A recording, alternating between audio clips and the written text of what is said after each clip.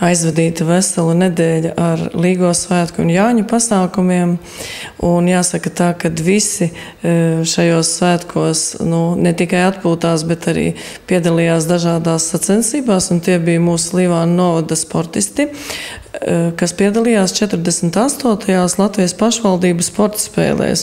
No šīm sporta spēlēm mūsu sportisti atveda 28 vieglatlētikas medaļas, un Jāņa Klauža volejbolisti atveda 2 pirmās vietas. Un jāsaka paldies sportistiem par viņu ieguldījumu mūsu pašvaldības popularizēšanā un arī ieguldījumā sportā. Ja runājam par sportu tālāk, tad no 1. līdz 3. jūlijam 9 mūsu novada jaunieši dosies uz Latvijas jaunatnes vasaras olimpiādi. Šī olimpiāde norisinās 2 gados reizi, un tas ir ļoti daudz no novada.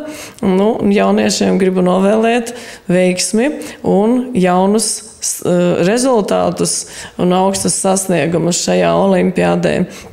Šajā nedēļā, kas ir pēdējā jūnija nedēļa, novadā darbos noslēgsies daudzi projekti.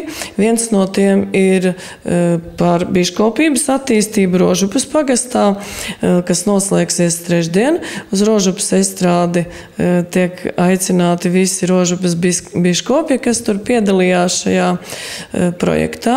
Un 1. jūlijā noslēgsies NVO šie projektiņi, kas darbojās uz cilvēku iesaistīšanu dažādās aktivitātēs, tur šūšana un dažādi tādi pasākumi. Tā kā paldies Baltējumājai par šiem realizētajiem projektiem un arī par iesaistītajiem Līvānu novada iedzīvotājiem. Tad mūsu novadā vispār iedzīvotāji ir ļoti aktīvi un daudzi projekti vēl turpina darboties līdz rudenim. Un es aicinu visus, kas ir atvaļinājumā, labi atpūsties, un tos, kas ir darbā, čakli strādāt pēdējo jūnija nedēļu.